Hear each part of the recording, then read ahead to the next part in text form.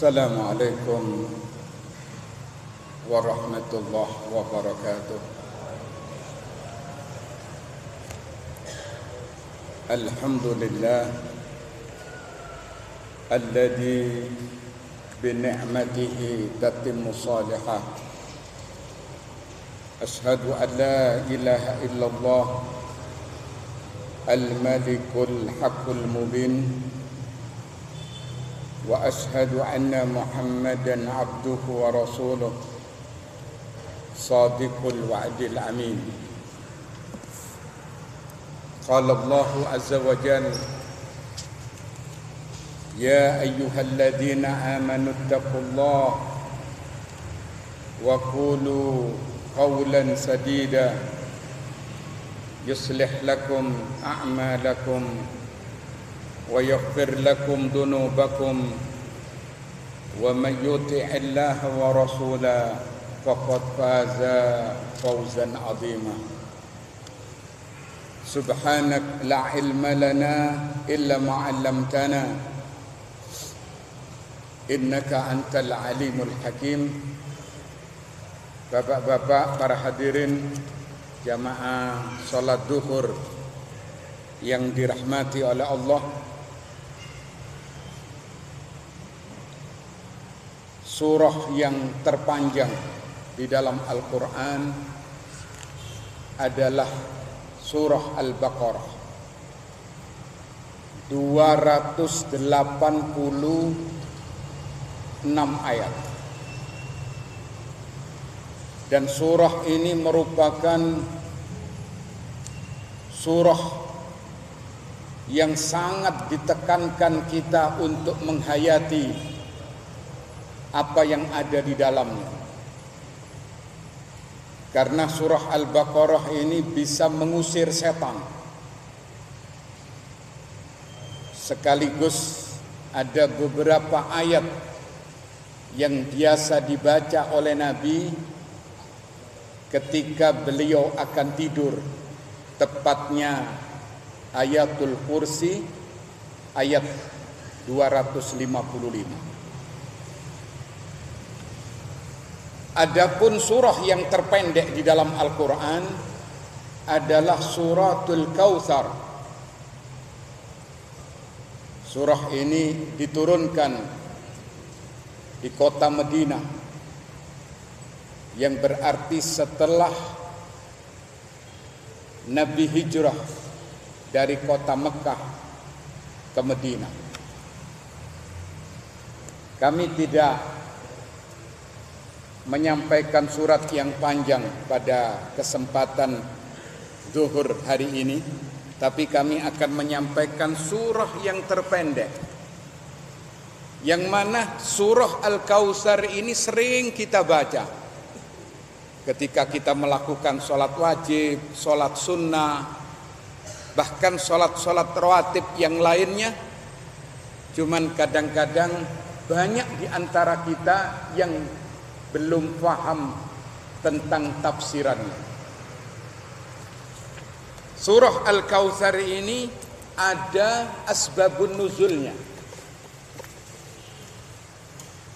Imam Muslim, Imam Abi Dawud, Imam An-Nasa'i meriwayatkan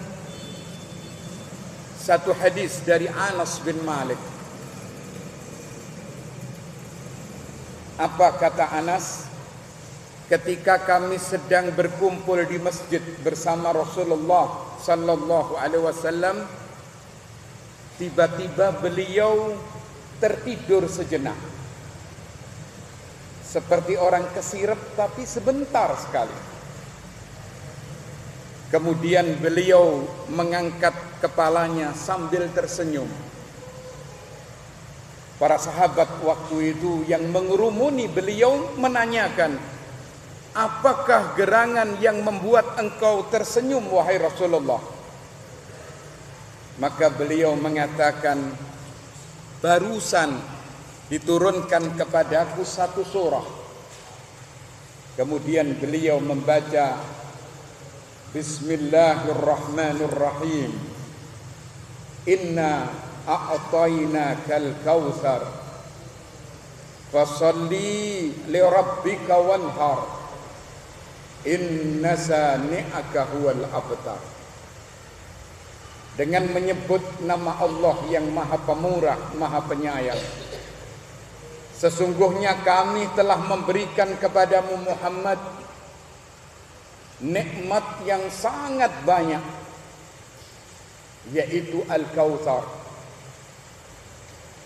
Fasalli, karena itu laksanakan salat, li rabbik, untuk menghadap Tuhanmu dengan ikhlas.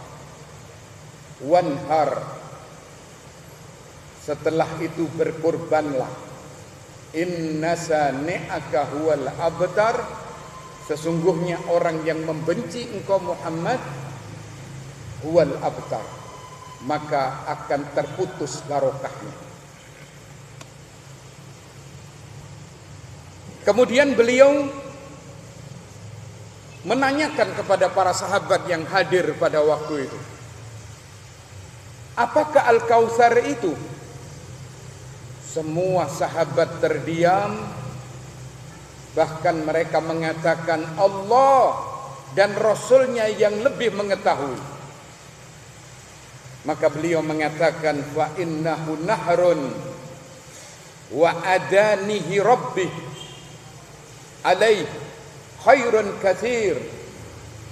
Sesungguhnya Al-Kautsar itu adalah satu sungai yang dijanjikan oleh Allah kepadaku.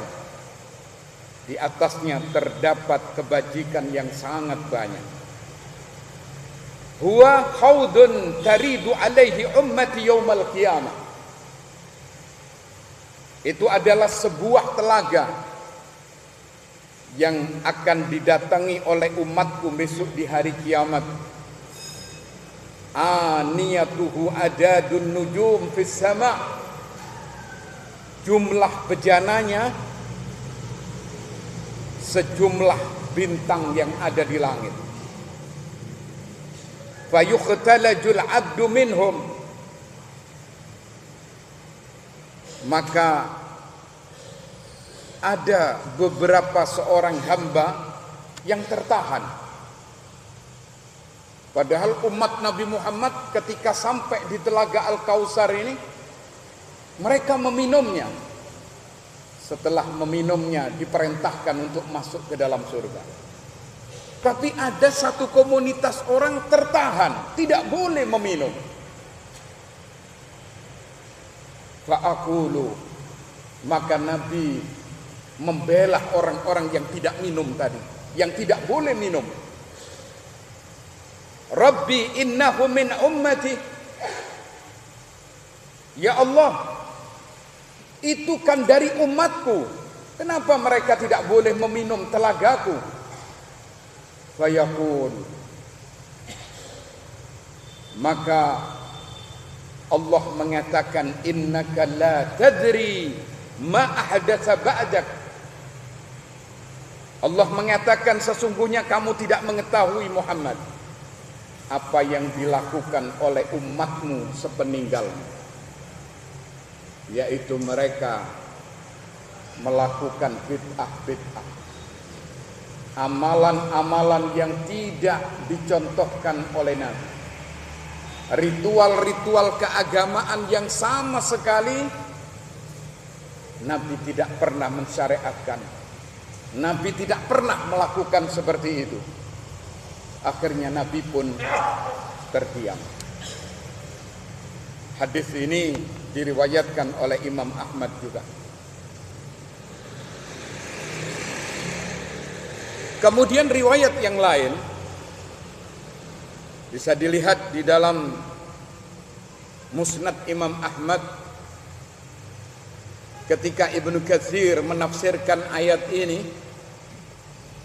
Nabi menyatakan, dakhaltul jannah, aku ini masuk ke dalam surga. Faida ana bin nahrin, tiba-tiba aku berada di satu sungai, hafatahu khiyamul lu'lu', yang sungai itu kedua tepinya ada tenda yang terbuat dari mutiara. Fadarabtu biyadi, ila ma yajri fihil ma. Lalu aku mencelupkan tanganku ke dalam air yang mengalir di sungai tersebut. Fa idza miskun adfar, tiba-tiba tanganku beraroma kasturi. Baunya sangat wangi, harum, semerbak luar biasa. Kemudian Nabi mengatakan, qultu ma hadza ya Jibril. Apa ini ya Jibril? Sungai ini luar biasa. Dan aku mencelupkan tanganku, harumnya semerbak kemana-mana.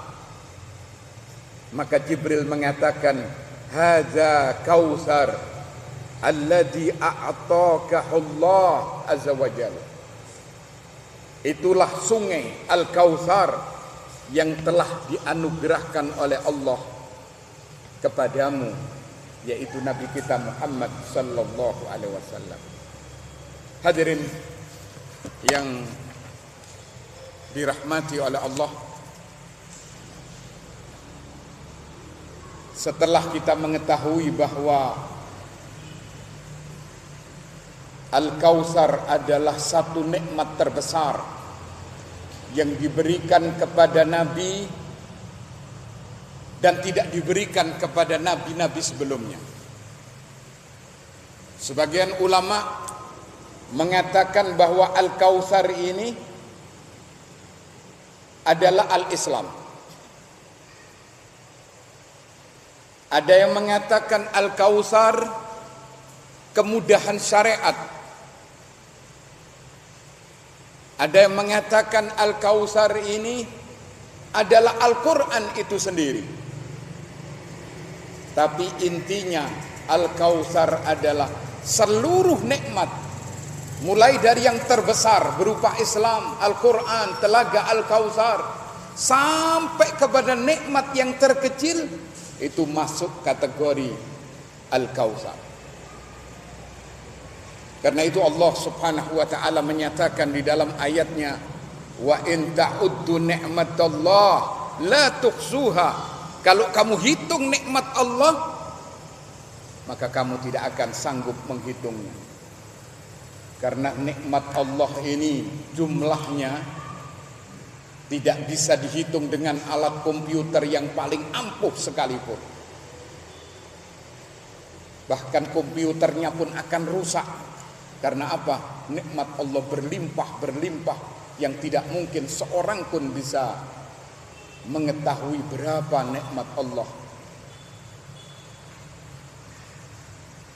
Kemudian Allah Subhanahu wa taala melanjutkan ayat ini, fasalli li rabbika wanhar. Karena itu sebagai tanda syukur atas Al-Kautsar ini, hendaklah kamu melakukan sholat. Sebagian ahli tafsir mengatakan sholat 5 waktu. Karena ini merupakan tonggak tiangnya agama.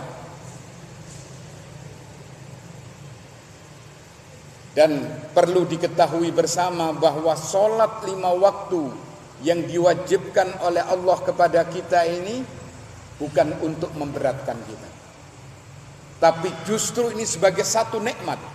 Kenapa? Digambarkan oleh Rasulullah sallallahu alaihi wasallam, masalus salawatil khams kamasalin nahrin jarin khamrin ala babi ahadikum yaktasilu minhu kulla yawm khamsa marrah. Perumpamaan salat 5 waktu itu seperti seorang yang mandi di satu sungai yang airnya sangat deras 5 kali dalam sehari semalam. Otomatis di situ tidak ada kotoran sedikit pun, tidak ada noda sedikit pun, asal mandinya sempurna. Karena itu dengan sholat ini Allah Subhanahu wa ta'ala akan memudahkan kita masuk ke dalam surga. Dengan sholat ini Allah akan menghapuskan berbagai macam dosa-dosa yang kita lakukan.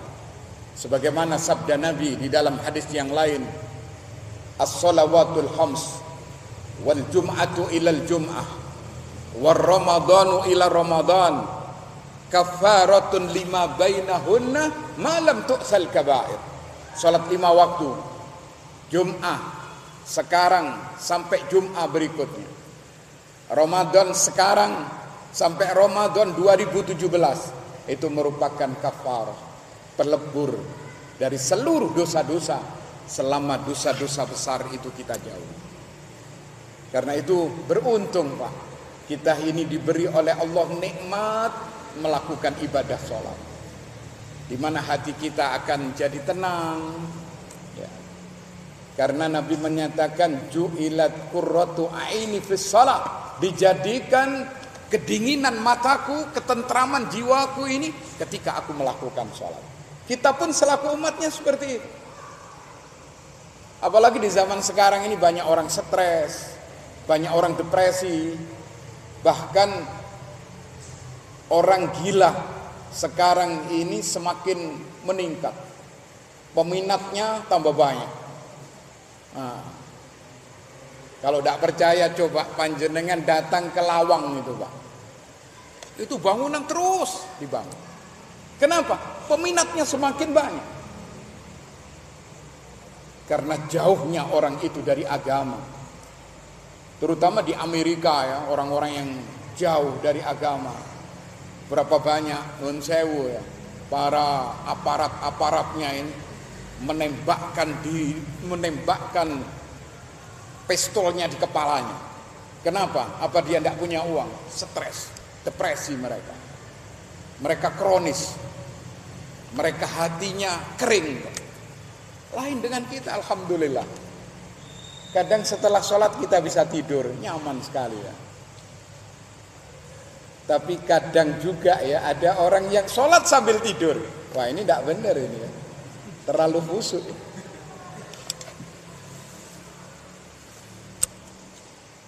Hadirin yang dirahmati oleh Allah. Karena itu Allah mengatakan, sholatlah kamu menghadap Tuhanmu. Kenapa kita ditekankan untuk sholat? Di samping untuk kebaikan kita, pertama kali yang ditanyakan oleh Allah ketika kita menghadap kepadanya, sholat. Allah tidak tanya kamu bisa bikin rumah waktu di dunia apa belum, sudah punya sertifikat atau belum, beda.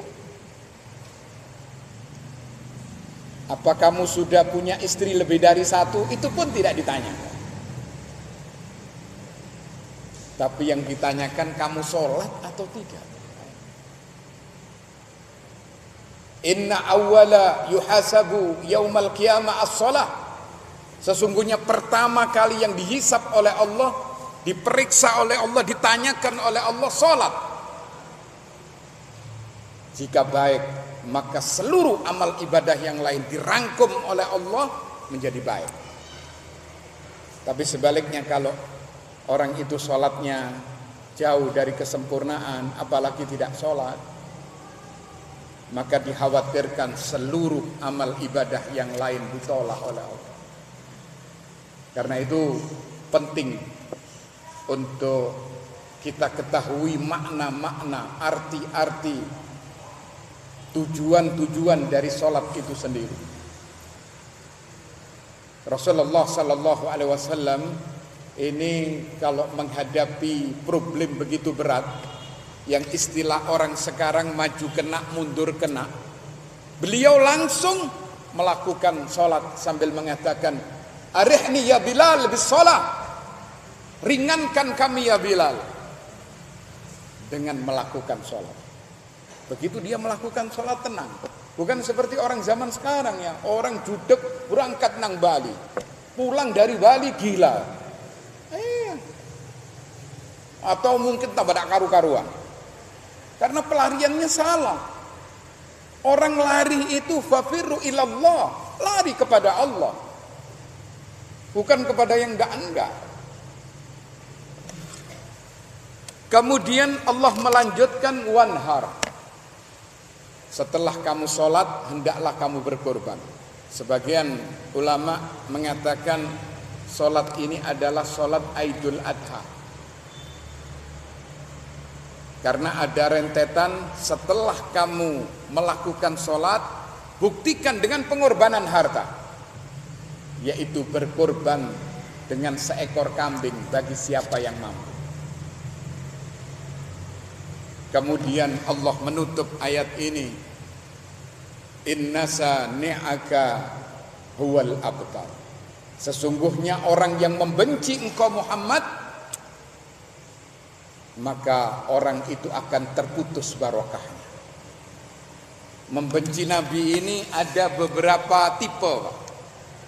Ada orang membenci Nabi ketika Nabi hidup, seperti orang-orang kafir, orang-orang munafik, orang-orang fasik, orang-orang yang mengingkari kerasulan Nabi. Itu sudah dipastikan tidak ada keberkahan sama sekali. Cuman ada orang membenci Nabi ketika Nabi sudah meninggal. Dia mengatakan saya ini cinta kepada Nabi, tapi prakteknya dia membenci Rasulullah sallallahu alaihi wasallam. Siapa mereka? Sebagaimana yang disebutkan tadi dalam hadis, yaitu mereka yang melakukan ritual-ritual keagamaan yang tidak ada contoh dari Nabi kita Muhammad sallallahu alaihi wasallam. Mereka melakukan bid'ah, sehingga walaupun dia mengatakan saya cinta kepada Nabi, saya cinta kepada Allah, tapi sunnahnya ditinggalkan, praktek Nabi diabaikan, sama dengan orang ini membenci Nabi Muhammad sallallahu alaihi wasallam. Padahal kita tahu, bapak-bapak, para hadirin, bahwa umat Nabi Muhammad ini adalah umat yang istimewa. Tidak seperti umat-umat terdahulu. Umat Nabi ini banyak dispensasi. Di antaranya beliau menyatakan kullu ummati yadkhulunal jannah illa man aba. Qila wa man ya'ba ya Rasulullah? Qala man ata'ani dakhalal jannah wa man asani faqad aba. Semua dari umatku ini dipastikan untuk masuk ke dalam surga, kecuali orang yang menolak. Ketika Nabi ditanya, siapa ya Rasul orang yang menolak? Maka beliau menjawab, barang siapa yang mentaati aku, mengikuti sunnahku, menghidupkan kebiasaan-kebiasaan Nabi di dalam melakukan ritual keagamaan, dia akan masuk ke dalam surga. Tapi barang siapa yang enggan, faqad aba, maka dia telah menolak. Bahkan Nabi menyatakan, man raghiba an sunnati falaysa minni. Barang siapa yang enggan, tidak mau melaksanakan sunnahku, maka bukan termasuk dari golongan. Ayat yang pendek ini monggo kita hayati apa yang ada di dalamnya, sehingga ketika kita melakukan sholat timbul kekhusyuan. Kenapa? Karena kita mengerti, karena kita tahu arti dan tujuan dari ayat yang kita baca. Begitu saya kira yang perlu saya sampaikan. Sengaja kami tidak menutup dengan salam. Mungkin ada sesuatu yang perlu ditanyakan, silahkan.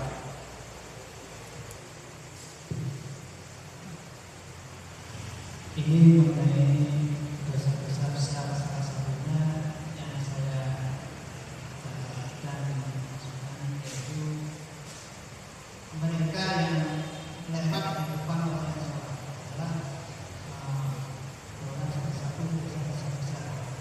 Bagaimana mereka yang sholat itu sendiri itu tanpa memperhatikan sunnah? Oke. Apakah termasuk dosa yang besar? Karena dipikir itu saat kita mau lewat itu sebenarnya ada orang sholat. Itu mohon penjelasannya. Nah, hadirin yang saya hormati, ini memang sudah salah kaprah, Pak. Tapi bukan berarti tidak bisa diperbaiki ya. Kita yang hadir di sini otomatis belajar agama. Saya belajar agama, antum semua yang hadir, tidak ada kelebihan di antara saya dan Anda. Semua sama-sama belajar. Kemudian kembali kepada pertanyaan tadi, bahwa orang yang melakukan sholat tanpa sutra ini memang mengkhawatirkan, karena orang yang tidak tahu, apalagi sholatnya di depan pintu, itu akan melewati saja. Padahal dosanya, Nabi menyatakan lebih baik orang itu berdiri 40. Sebagian ulama mengatakan 40 hari. Siapa yang kuat berdiri 40 hari? Mati di situ. Ada yang mengatakan 40 bulan. Ada yang mengatakan 40 tahun. Kemudian bagaimana solusinya? Kita harus kembali kepada sunnah Nabi. Nabi menyatakan, idza shalla ahadukum falyusalli ila sutrah wal yadnu minha. Apabila salah seorang di antara kamu melakukan sholat, hendaklah sholat menghadap sutrah. Wal yadnu minha, hendaklah ia mendekatkan sutrah itu kepadanya. Bukan sutrah ya, sutrah. Sutrah ini artinya pembatas. Kemudian itu sebesar apa? Sebesar dudukannya onta itu. Pelanahnya onta atau pelanahnya kuda. Segitu. Atau lebih baik sutrah itu pakai orang, pakai manusia, pakai tembok. Jangan sholat di tengah. Ini keliru. Ini banyak orang-orang yang tidak paham, dan alhamdulillah panjenengan sekarang sudah mulai mengerti ya. Kalau sholat jangan di depan pintu, jangan di tengah-tengah situ. Kecuali kalau di situ ada sutrahnya berupa orang, berupa tembok, sini, seperti itu. Kemudian siapa yang salah? Dua-duanya salah. Mereka yang tidak melakukan sutrah ini merupakan kesalahan fatal, apalagi dosa orang yang melewati orang yang sholat, ini dosanya tidak main-main. Mana yang salah? Semuanya salah. Karena itu solusi yang terbaik kembali kepada sunnah. Bagaimana sunnahnya? Kita harus pakai sutrah. Demikian. Boleh. Boleh. Asal segitu. Ya. Salam.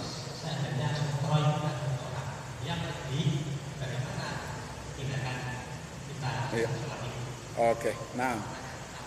Ya.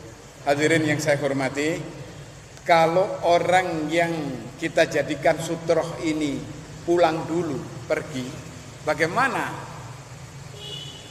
Dan apa yang harus kita lakukan? Kita maju ke depan.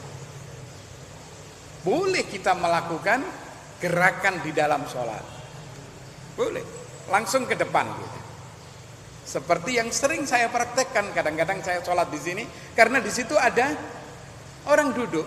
Ternyata baru takbir orang itu pergi dari tempat itu. Kita langsung melangkah ke depan untuk menghadap sutroh berikutnya. Begitu. Sedangkan kita sudah tahiyat. Kalau atahiyat sudah tidak usah. Maksud ada yang berangkang ini Pak? Ya enggak. Cukup ya. Ala TV kalau sudah seperti itu tidak ada masalah. Jadi pertanyaan lagi. Baca tahiyat itu ada yang mengatakan cukup terakhirnya syahadat. Dan pakai sholawat itu jasa. Dan kata sholawat. Iya. Begitu. Nah, hadirin yang saya hormati,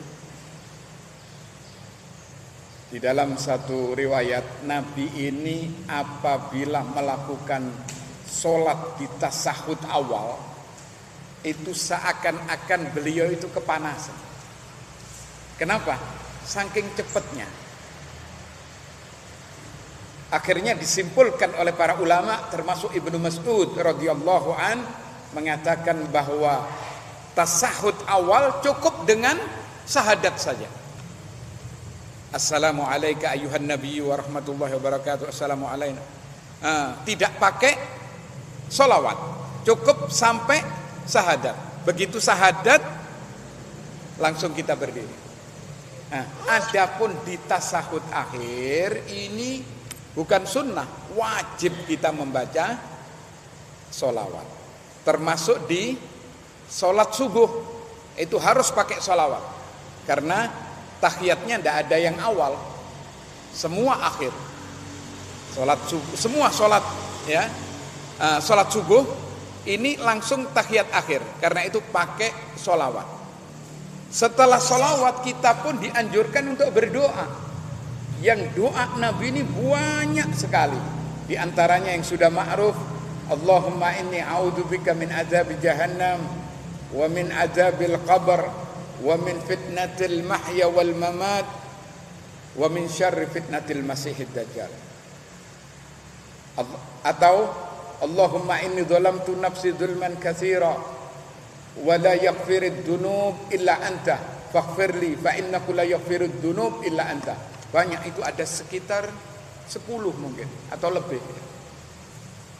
Doa di tasahud akhir. Jadi kembali kepada pertanyaan tadi, bahwa di tasahud awal cukup sampai wa asyhadu anna Muhammadan abduhu wa rasuluh. Setelah itu berdiri. Gitu. Kita harus tahu, Pak, bagaimana pakaian wanita muslimat menurut Islam. Apa pakai celana pendek atau mungkin celana panjang? Nabi menyatakan innal mar'ata idza hadat lam yasluhu ayyura wajhuha wa yadaha ilal mifsal. Sesungguhnya wanita ini apabila sudah datang bulan tidak boleh dilihat kecuali 2, muka dan kedua tapak tangan. Selebihnya adalah aurat. Bagaimana riwayat lain menyatakan al-mar'atu aurat, wanita itu hakikatnya adalah aurat. Kemudian yang pakai cadar dengan yang tidak pakai cadar, mana yang lebih baik? Otomatis yang pakai cadar lebih baik, karena itu merupakan sunnah. Tapi seandainya tidak pakai cadar pun diperbolehkan. Tidak ada masalah, asal menutup aurat. Kemudian yang boleh dilihat adalah muka dan kedua tapak tangan. Adapun jilbab yang dikenakan tidak boleh yang ringkas, Pak. Seperti cuman dibulet notok ya, di lehernya. Ini tidak benar. Yang benar itu jilbab itu sampai ke menutupi badan ini. Kalau perlu sampai dekat dengkul atau bawahnya dengkul, tidak apa-apa. Dan itu yang lebih bagus. Nah, kemudian bolehkah pakai jin bagi wanita? Haram hukumnya. Dan ini yang diancamkan oleh Rasulullah Sallallahu Alaihi Wasallam kepada kita umatnya.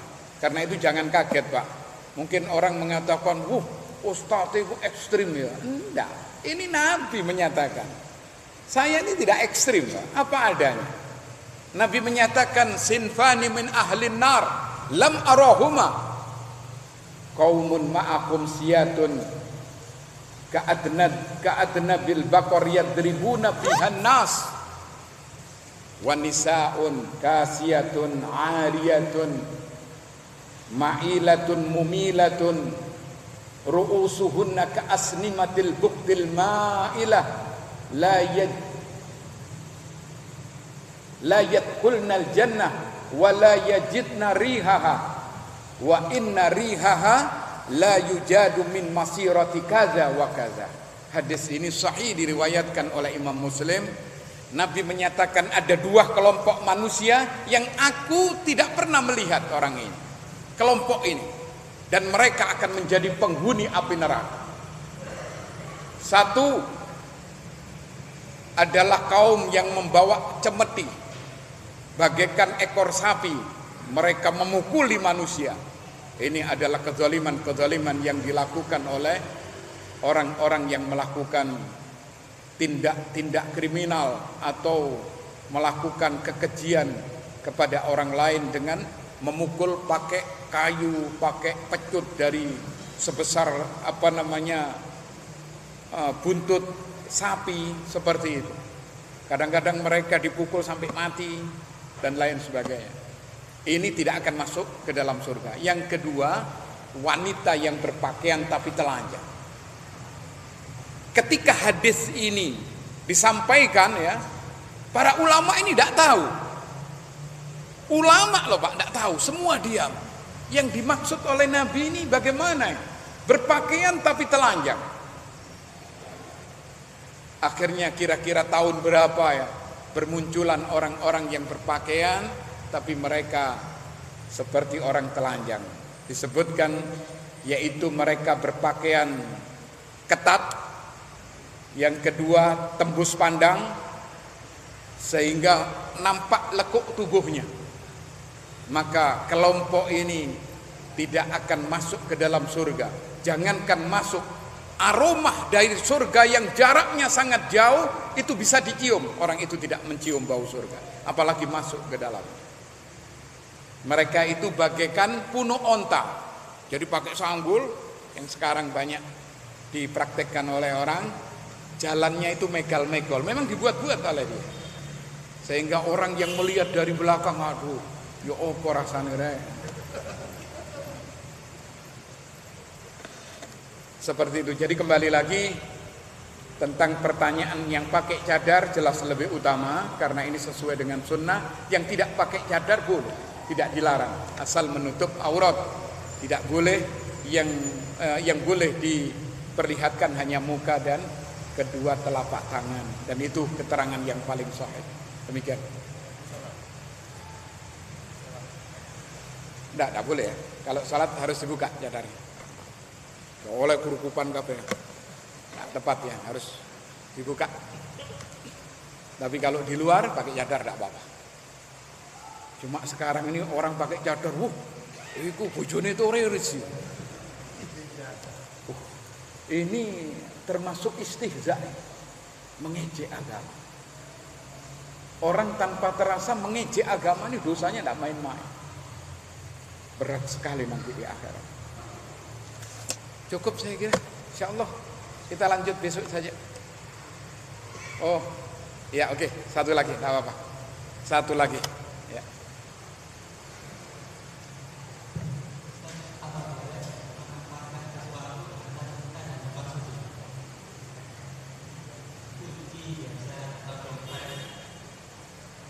Boleh ya, asal tidak terlalu besar ya. Kalau besar harus di depan sebagai sutro. Tapi kalau hanya kecil, dompet, kunci, tidak masalah. Tidak masalah, tidak apa-apa. Nah, karena tidak mengganggu apapun ya. Tapi alangkah lebih baiknya kalau kita tempatkan di situ, ditempatkan di lain, jangan ditempatkan di situ. Khawatir nanti mengurangi kehusukan. Nah, hanya itu, HP kadang lebih baik kita tempatkan. Saya ini sering bawa HP, sampai sekarang bawa HP, tapi tidak pernah saya tempatkan di depan. Tidak tepat, harus kalau bisa di sebelah sana. Demikian saya kira, insyaallah nanti kita lanjut besok Pak. Ya, besok siang. Mudah-mudahan pertemuan ini membawa keberkahan, menambah ilmu dan menambah amal soleh yang kita lakukan sehingga puasa yang kita kerjakan ini diterima oleh Allah Subhanahu wa taala. Subhanakallahumma bihamdik asyhadu an la ilaha illa anta astaghfiruka wa atubu ilaik. Assalamualaikum warahmatullahi wabarakatuh.